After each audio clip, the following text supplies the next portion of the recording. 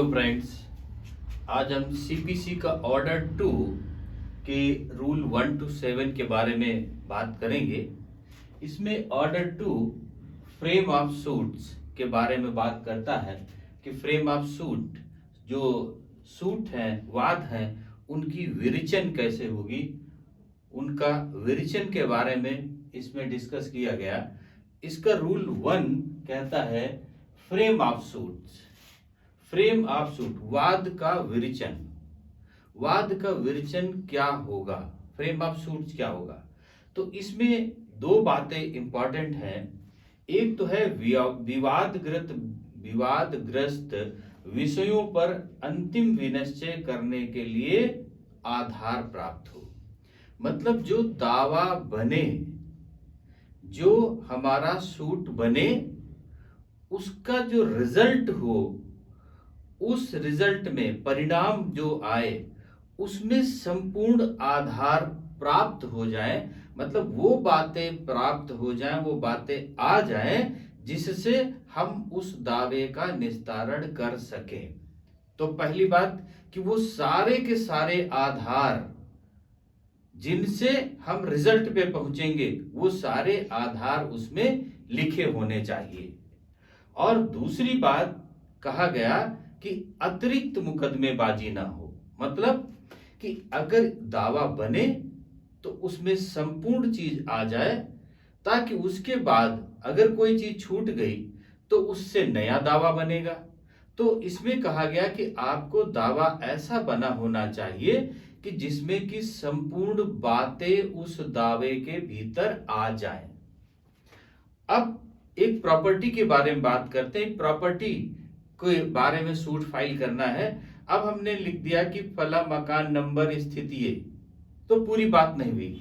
मकान नंबर, कहां से वो प्रॉपर्टी आई, कैसे उसका अधिकार उस पर है, उस प्रॉपर्टी की वैल्यू क्या है, उसकी चौहद्दी क्या है, उसकी प्रेजेंट की स्थिति क्या है, उसमें कौन किस तरह से ऑब्जेक्शन कर रहा है, हमारे क्या क्या उस पर राइट निहित हैं। तो इन सब बातों को, इन सारे आधार को उस दावे में होना चाहिए। अगर कोई आधार छूटता है जिसके कारण हम दावे को डिसाइड नहीं कर पाएंगे, तो वो दावा अधूरा कहलाएगा। तो वाद के विरेचन में या फ्रेम ऑफ सूट में यही बात कही गई कि ऐसा दावा बनाना है कि जिसमें कि सारे के सारे आधार जो आप मांगना चाहते हैं, जो आप रिलीफ चाहते हैं, वो सारे के सारे आधार उस दावे में लिखे होने चाहिए। अब इसका रूल 2 कहता है suit to include the whole claim. Suit to include the whole claim, वाद के अंतर्गत संपूर्ण दावा होना। संपूर्ण दावा होना मतलब टोटल का टोटल वाद के दावे में जो दावा है उसमें टोटल का टोटल बातें लिखी होनी चाहिए। ये नहीं कि वो बात छोड़ दी जाए। अब सपोज करते हैं कि किसी दावे में हमारा, किसी प्रॉपर्टी में हमारा राइट है और वो प्रॉपर्टी दूसरा व्यक्ति पूरी प्रॉपर्टी को बनवाने जा रहा है। अब हम कहते हैं कि उस प्रॉपर्टी में हमारे हिस्से को छोड़ दिया जाए, हमारा हिस्सा मुझे दिला दिया जाए, पार्टीशन कर दिया जाए और पार्टीशन करके मेरा मुझे दिला दिया जाए। ये बात हो गई हमारे राइट की। लेकिन अगर उस पर निर्माण हो रहा है, तो अगर निर्माण हो जाएगा तो फिर बटेगा, फिर उसकी आर्थिक, उसका जो प्रॉपर्टी में पैसा लगेगा उसका डिवीजन हो, तो वो संपूर्ण बात नहीं हुई। तो उसमें क्या संपूर्ण बात हुई कि मेरा हिस्सा बांट करके मुझे दे दिया जाए, और जब तक मेरा हिस्सा बांटा नहीं जाता है तब तक इस प्रॉपर्टी को एज इट इज स्टे कर दिया जाए, यथा स्थिति कर दी जाए। ये बात संपूर्ण हो गई। अब एक बार कहते हैं बांट दिया जाए, उसके बाद अधूरा क्या छूटा कि इस पर रोक दिया जाए। अब तो नया दावा लाना पड़ेगा कि हमें स्टे कर दिया जाए। या दूसरी बात इन्होंने कहा इलस्ट्रेशन में कि अगर कोई 4 साल का किराया बाकी है, आपने उसमें से 2 साल का किराया मांग लिया और 2 साल का किराया आपने नहीं मांगा। जब वो केस डिसाइड हो गया तो किराया कितने साल का आपको मिलेगा? 2 साल का। अब 2 साल के लिए आपको नया दावा करना पड़ेगा। तो इसलिए इन्होंने कहा कि आपको दावा जो करना है उसमें संपूर्ण आपको जो चाहिए रिलीफ वो संपूर्ण होनी चाहिए। मतलब पूरा का पूरा दावा आपको बनाना है। वाद के अंतर्गत संपूर्ण दावा होना चाहिए, अधूरा दावा नहीं होना चाहिए। इसका सब क्लॉज 2 कहता है कि अगर आपने दावा फाइल कर दिया तो दोबारा जो छूट गया वही सब्जेक्ट, वही इश्यूज, उसी इश्यूज पर, उसी विरचन पर अगर वो छूट गया तो दोबारा आपको फाइल करने का अवसर नहीं होगा, क्योंकि वही इश्यूज पर एक बार दावा डिसाइड हो चुका है। अब इसका सब क्लास 3 कहता है एक से अधिक अनुतोष पाने का हकदार व्यक्ति ऐसे सभी अनुतोषों या उनमें से किसी के लिए वाद ला सकेगा। अब जैसे हमें 10 चीजें उसमें से प्राप्त हो सकती हैं। एक बार हम कहते हैं कि मकान को बांट दिया जाए, दूसरी बात कहते हैं कि उस मकान जमीन को बांट दिया जाए, दूसरी बात कहते हैं कि उसके ईंटों को बांट दिया जाए, या तीसरी बात कहते हैं कि उसमें हमको मालिक डिक्लेयर कर दिया जाए। तो ये सारी चीजें हैं। चौथी बात कहते हैं कि मेरा खतौनी अलग कर दिया जाए।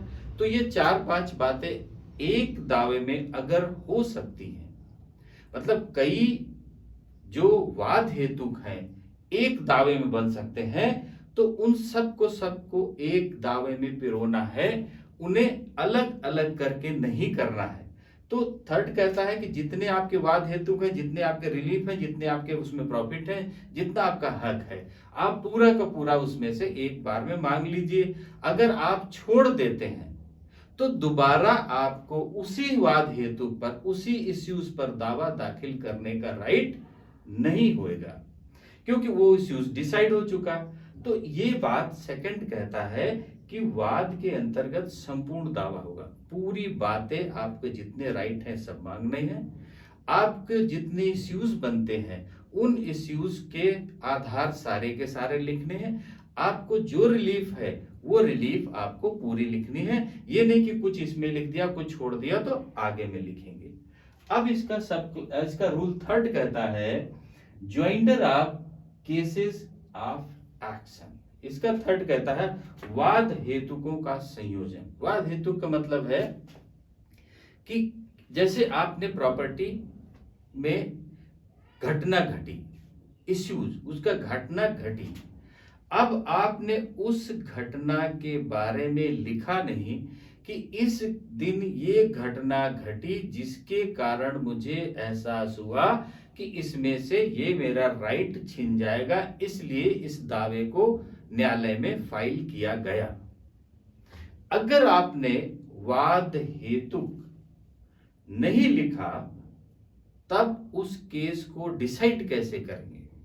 तो इसमें यही बात कहा कि कई वाद हेतुक एक ही वाद में संयोजित कर सकते हैं, और यदि वाद हेतुकों को एक ही वाद में संयोजित कर सकेंगे, जैसे अब हमने कहा कि अभी इसके पहले आया था सब क्लास इसके रूल 2 में, वैसे रूल 3 में कहा कि आपको एक बार है मालिक डिक्लेयर करना, एक बात हो गई।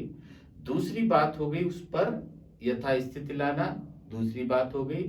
तीसरी बात हो गई क्या उस प्रॉपर्टी को बांट करके अलग किया जा सकता है, ये तीसरी बात हो गई। तो अब इसमें कहा गया कि आपको जो वाद हेतुक है, वाद हेतुक को संयोजित करके, मतलब जो वाद हेतुक एक साथ डिसाइड किए जा सकते हैं, उन वाद हेतुकों को एक दावे में पिरो करके वो दावा बनेगा। ऐसा नहीं कि एक वाद हेतुक इसमें किया, नया दावा किया, दूसरा वाद हेतुक किया, उसके बाद नया दावा किया, तो तीसरा वाद हेतुक किया। तो इसमें का वाद हेतुकों का संयोजन, joinder of cases of action, उनमें से क्या क्या घटनाएं हैं और क्या क्या आपके रिलीफ हैं, वो सब एक ही दावे में पिरोना है। अब उनमें से मान लेते हैं कि कोई इश्यूज ऐसा है जो हम एक कोर्ट में केस फाइल कर देखते हैं उसका ज्यूरिडिक्शन 10,000 रुपए तक का है, और दूसरा वाद हेतु उसमें डालते हैं, उसके कारण उस न्यायालय से जो उसका ज्यूरिडिक्शन है उस ज्यूरिडिक्शन से हट जाता है वो, तो फिर वो इश्यूज उसमें डिसाइड नहीं होगा। तो इन्होंने कहा कि एक ज्यूरिडिक्शन का जो कोर्ट है जिसमें वो दावा फाइल किया जा रहा है, तो उस वाद की वैल्यू, उस प्रॉपर्टी की वैल्यू जिस कोर्ट के ज्यूरिडिक्शन के अंतर्गत आती है, तो उस ज्यूरिडिक्शन के अंतर्गत के सारे वाद हेतु उसमें से लिखे जाएंगे, उसमें से बनाए जाएंगे। अब इसका रूल 4 कहता है only certain claims to be joint for recovery of immovable property. चौथे में कहा, रूल 4 में कहा कि स्थावर संपत्ति के प्रत्युत्तरण के लिए केवल कुछ दावों का संयोजित किया जाना, ये एक स्पेशल क्लॉज कर दिया। रिकवरी सूट अलग होते हैं, डिक्लेरेशन सूट अलग होते हैं। रिकवरी सूट के लिए क्या क्या कर रहा है वो इन्होंने, जो हमारी स्टेबल, जो हमारी इमूवेबल प्रॉपर्टी है उसके प्रत्युत्तरण के लिए कहा गया। तो पहली बात इन्होंने कह दी, लाभों या भाटक का बकाया के लिए दावे, जो उससे प्रॉफिट मिलेंगे और जो उसके भाटक है, रेंट्स हैं, उनके लिए दावे एक साथ हो सकते हैं। और इसका सब क्लास बी कहता है कोई भाग धारित है उसके भंग के लिए नुकसानी के लिए दावे। अब उस प्रॉपर्टी में से एक कोठरी गिर गई या उसका कुछ पार्ट गिर गया, उसका हम क्लेम कर रहे हैं, उसके नुकसानी के लिए उसमें हम क्लेम कर रहे हैं, तो हम उसके लिए दावा कर सकते हैं। अब इसका सब क्लास 3C कहता है वे दावे जिनमें चाहा गया अनुतोष उसी वाद हेतु पर आधारित है। अब एक इश्यूज बना, उसी इश्यूज पर ही वो वाद हेतु, उसी इश्यूज पर वो पार्ट आ जाए तो उसको एक साथ संयोजित कर सकते हैं। तो इसमें यही कहा कि स्थावर संपत्ति के प्रत्युत्तरण के लिए केवल कुछ दावों को संयोजित किया जाएगा। इनको संयोजित कर सकते हैं, लेकिन इसके अलावा अब इसके साथ साथ कह रहे हैं हम कि इसको, हमको मालिक भी डिक्लेयर कर दिया जाए। तो मालिक डिक्लेयर कर दिया जाए अलग प्रोसेस है, रिकवरी करा लिया जाए अलग प्रोसेस है, और हमें नुकसानी भरपाई करा दिया जाए अलग प्रोसेस है। तो इन्होंने कहा एक सब्जेक्ट के, एक जिसमें एक इश्यूज में वो फ्रेम आ सकते हैं, वो दावे आ सकते हैं, वो क्लेम आ सकते हैं, उनको सबको एक दावे में पिरो देना है। और जो अलग हैं, जो वो उसमें नहीं आ सकते इश्यूज, उन्हें नहीं करना, उन्हें संयोजित नहीं किया जा सकता। इसका रूल 5 कहता है क्लेम्स बाई और अगेंस्ट एग्जीक्यूटर, एडमिनिस्ट्रेटर और है निष्पादक। निष्पादक, क्लेम्स, प्रशासक, एडमिनिस्ट्रेटर और वारिस उसका, जो उसका हायर्स है, उनके विरुद्ध दावे। अब मान लेते हैं कि कोई दावा चल रहा है, कोई दावा कोर्ट में चल रहा है रनिंग पोजीशन में, और उसमें से किसी व्यक्ति की डेथ हो जाती है। डेथ होने पर जो उसके हायर्स होंगे, जो उसके हायर्स होंगे, उत्तराधिकारी होंगे, वह वही राइट रखेंगे जो मृतक के राइट थे। तब तो इन्होंने कहा कि उन्हीं निष्पादकों को, उन्हीं वारिसों को, उन्हीं प्रशासक को उस दावे में पक्षकार बना करके हम दावा डिसाइड कर सकते हैं जिनका वही राइट था जो मरने वाले का राइट है। अगर कोई ऐसा व्यक्ति आ जाता है कि जिसका राइट अलग हो जाए, जिसका राइट अलग हो और वह उसकी जगह बनना चाहे, तो फिर वो नहीं बन पाएगा अगर उसका राइट सेम नहीं है। तो यही बात इसमें, इसके रूल 5 में कहा कि उन दावों से तब तक संयोजित नहीं किया जाएगा जब तक कि अंतिम वर्णित दावे के बारे में, मतलब जो दावा चल रहा, अंतिम वर्णित दावा मतलब जो दावा पहले वाला केस कोर्ट में चल रहा, अंतिम वर्णित दावे के बारे में यह अभिकथित न कर दिया गया हो कि उस संपदा के बारे में पैदा हुआ है जिसके बारे में निष्पादक, प्रशासक या वारिस की हैसियत में वादी वाद लाया था। मतलब वो वादी जिस प्रॉपर्टी के बारे में वाद लाया था उस प्रॉपर्टी में वही राइट इन निष्पादक, प्रशासक या उत्तराधिकारियों का बनता है तो उसमें संयोजित कर दिए जाएंगे। अगर उनकी अलग राइट हैं तो फिर संयोजित नहीं किया जाएगा, तो वो हकदार नहीं होंगे, रूल 5 कहता है। अब रूल 6 इसका कहता है power of court to order separate trials. मतलब 6 कहता है पृथक विचारण का आदेश देने की न्यायालय की शक्ति। अब वो कैसे? इश्यूज फ्रेम हो गए, दावा फाइल हुआ, ग्राउंड बने, प्रेयर है, रीजन है, इश्यूज फ्रेम हो गए। अब जब इश्यूज फ्रेम हो गए, उनमें से कुछ इश्यूज ऐसे हैं जिनके कारण उस दावे को डिसाइड होने में प्रॉब्लम हो रही है। मतलब कि वाद हेतुकों के संयोजन के विचारण में उलझन या विलंब हो जाएगा। अगर ऐसा कोर्ट को महसूस होता है तो उन इश्यूज को, उन पार्ट को वो अलग कर सकता है और जो इश्यूज एक साथ डिसाइड हो सकते हैं उनको वो अलग डिसाइड कर सकता है। तो इनमें पावर कोर्ट को दिया गया तो सेपरेट ट्रायल्स जो उलझन पैदा कर रहे हैं, जिनके कारण प्रॉब्लम हो रही, उन इश्यूज को अलग करके सेपरेट ट्रायल के लिए डाल सकता है और शेष इश्यूज को वो डिसाइड कर सकता है। ये बात सब क्लॉज, ये बात रूल 6 में कह दी गई। अब रूल 7 में क्या कहा? रूल 7 में कहा objection as to miss joinder, मतलब कुछ संयोजन के बारे में आक्षेप। ये बात कही इसके रूल 7 में। अब रूल 7 में कहा गया कि यथासंभव अगर शीघ्रतम अवसर पर किए जाएंगे और ऐसे मामले में जिनमें विवादक स्थिर किए जाते हैं या स्थिरीकरण के समय उससे पहले किए जाएंगे। अब इसमें इसकी हम जनरल मीनिंग में बात कर देते हैं, बुक की लैंग्वेज से हट करके। सपोज करते हैं कि किसी मकान की घटना जब 1920 में घटित हुई और हमने वाद को 1920 में घटना घटित होने के बाद में तुरंत उसको न्यायालय में दाखिल कर दिया। तो जो 1920 तक जिस दिन दावा दाखिल किया उस दिन तक जितनी घटनाएं घटित होंगी उनके बारे में इश्यूज फ्रेम हो गए, तो उनके बारे में उस बात को डिसाइड किया जाएगा। लेकिन 1920 के बाद जो घटना घटी उनका इश्यूज फ्रेम इसमें नहीं हुआ। तो इन्होंने कहा कुछ संयोजन के बारे में आक्षेप जो उस डेट के बाद की घटना घटित की गई है और वो आक्षेप पैदा नहीं हुए, तो उनके कारण डिसाइड हुआ केस ये नहीं माना जाए। ये क्या माना जाएगा?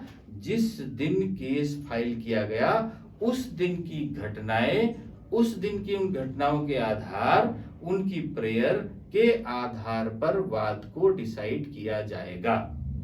अब एक जनरल एग्जाम्पल मान लेते हैं। एक बिल्डिंग है, उसमें बंटवारे की बात कर दी गई।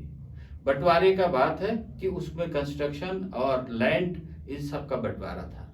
अब वाद को दाखिल कर दिया गया। दाखिल करने के 1.5 साल के बाद जब इश्यूज डिसाइड हो चुके, विटनेस गवाही में चल रही, उस समय क्या किया गया कि उस मकान को ध्वस्त करके उसके मलबे को उठा करके अलग कर लिया गया। अब केवल लैंड बची। तो बंटवारा कब था? जब वो कंस्ट्रक्शन में था। तो अब इश्यूज बदल गया, अब फ्रेम बदल गया। तो इन्होंने कहा कि वो वही डिसाइड किया जाएगा जो उस समय के घटना इश्यूज फ्रेम हुए थे और जिन पर यह दावा चल रहा था। क्योंकि अब घटना चेंज हो गई, उसके बाद का इश्यूज फ्रेम हुआ, उसका डिमोलिश किया गया, उसको हटाया गया, उसका इश्यूज अलग फ्रेम हो गया। तो वो चीज इसमें डिसाइड नहीं किया जाएगा। कुछ संयोजन के बारे में आप आक्षेप, जिस दिन तक वो दावा दाखिल किया गया उस दिन तक जो घटनाएं हैं उनके बारे में उसे डिसाइड किया जाएगा। तो अभी order 2 suit of frames, frames को, सूट को कैसे फ्रेम करेंगे, उसमें इश्यूज बनेंगे, उसमें सारे आधार बनेंगे, उनमें उन घटनाओं को लिखा जाएगा, सूट उस प्रॉपर्टी के टोटल वैल्यू को लिखा जाएगा, उस प्रॉपर्टी के टोटल विवरण को लिखा जाएगा। इनमें कहा कि जितनी चीज आप रिलीफ मांगते हैं उनके सारे के सारे आधार लिखे जाएंगे कि जिससे कि रिलीफ के आधार पर डिसाइड हो सके। अगर वो नहीं है तो वो आधार डिसाइड नहीं हो सकते, वो इनकम्प्लीट दावा होगा। तो सूट ऐसा फ्रेम करना है कि जिसमें उसके रिलीफ के सारे आधार और इश्यूज फ्रेम हो जाएं। तो अभी इसमें से 1 to 7 रूल तक क्लियर हो गए होंगे। अब ऑर्डर 3 के बारे में हम नेक्स्ट पार्ट में डिस्कस करेंगे। ओके, थैंक यू, जय हिंद।